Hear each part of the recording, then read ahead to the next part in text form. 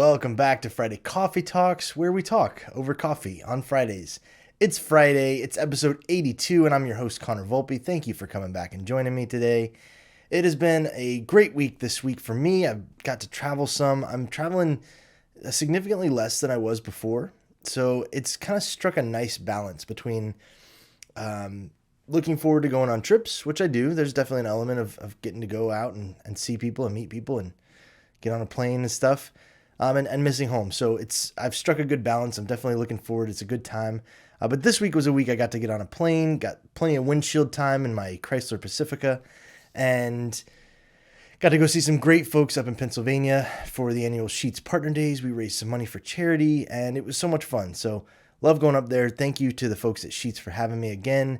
It was a blast to see everybody. And I'd love to come to your city. So if you are somebody watching this and would make good business sense for us to meet, let me know. I'd be happy to hop on a plane and come meet you. I'm drinking some lovely coffee from my mug that Parker made me.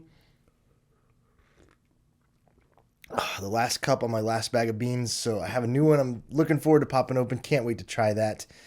I have a conundrum, though. It has come up this week. My lovely wife, my sweet angel, darling wife, she has the same breakfast most every morning. She toasts a bagel. She puts a little cheese on it, and then she sticks it in the broiler in the oven to melt and get toasty and delicious, and it's a great breakfast. She loves it. It's so good. The problem is that more days than not, probably more than I'm willing to admit, she forgets to turn the broiler off and heads to work.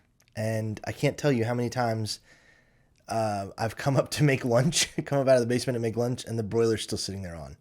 And so we've talked about it a few times. She's gotten feedback from people. They're like, oh, yeah, use the air fryer. It's so much easier. We have an air fryer. Ours is like a combo air fryer Instant Pot. So it's gigantic. The thing is like massive.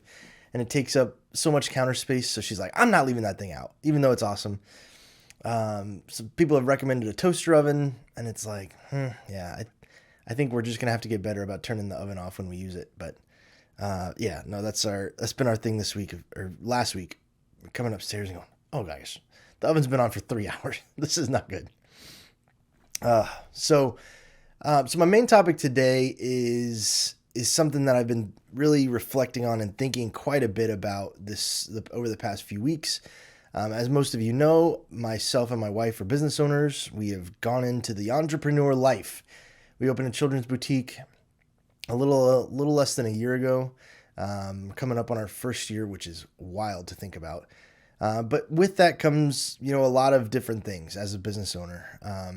Some of them expected, some of them were a little bit more of a surprise. Maybe we weren't as ready as we thought we were, but it's a unique set of stresses. Piggy Joe's as a whole has been such a rewarding project.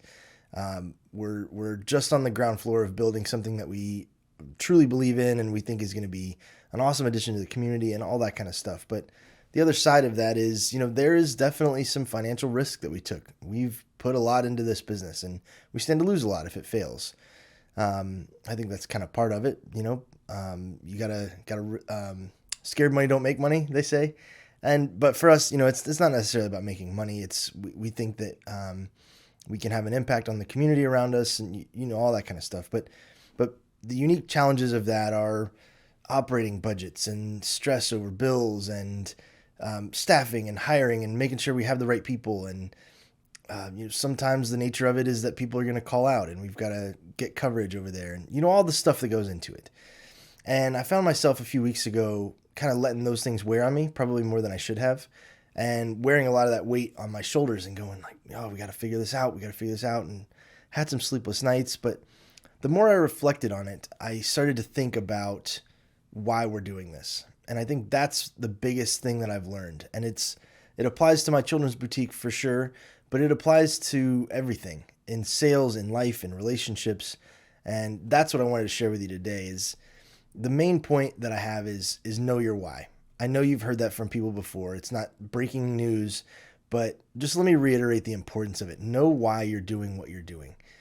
For me and Piggy Joe's, it's if I was sitting here and going through all that stress and all that stuff about my own talents and skills in the children's boutique industry, we might as well just lock up the doors and go home now.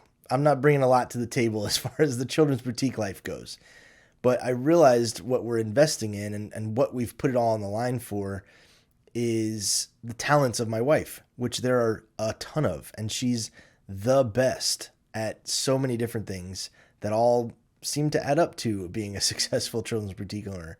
Our staff, Lacey and Gracie, and their talents and the things that they're passionate about, those are what the things that we're investing in. That's why we're doing this, because we have the people and the skill set and the passion and the vision and all that kind of stuff. And when you look at it from that perspective, it's almost hard to see, this is going to sound bad, it's almost hard to see how you could fail, because I have so much confidence in the team we've put together and in Mandy and in all the great things that she does. And so, it's just kind of framing your perspective about, it's easy to get stressed about money and bills and timelines and all that stuff when you're feeling like it's all on you.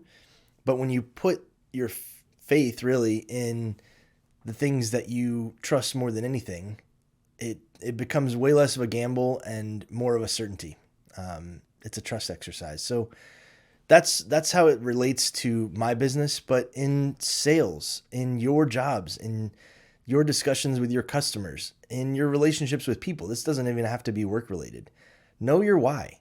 When you get down at the table every day and you sit down and you start to think about your day and you plan how to prospect. I mean, if you're just sitting there and you're spamming cell phone numbers and email addresses just to hit a metric or something like that, like, you're probably not going to be super successful, because there's no passion there. There's no drive. There's no purpose behind it. But if you spend your time and you research and you are actually calling people because you genuinely believe that you can help them, because you can save them money, because, whatever the case may be, why you're doing it. You have a purpose behind those actions. Those kinds of things not only will be more successful because people will be able to see that passion and that drive and that purpose behind what you're doing, but it'll also be easier for you to show up to work every day. I mean, let's be honest. I've talked about it a bunch of times on here. Sales is a pretty negative game. There's a lot of rejection. There's a lot of no's, all that kind of stuff. If you're coming to the table every day prepared and you know the reason why you're doing it, it's a lot easier to deal with that stress and that rejection and all that kind of stuff, because you have more faith in the eventual outcome that will come, based on your knowledge of it. So, and whatever you're doing today, whatever you're doing this weekend, take a second, know about why you're doing it. Think about it. Have some purpose behind your actions, and I bet it will help you go a long way. It certainly has for me over the last few weeks. So thanks for joining me today. It has been wonderful. I hope you've had a great week and have a great weekend ahead. I'm going to drink the rest of this coffee and get back to work. Cheers.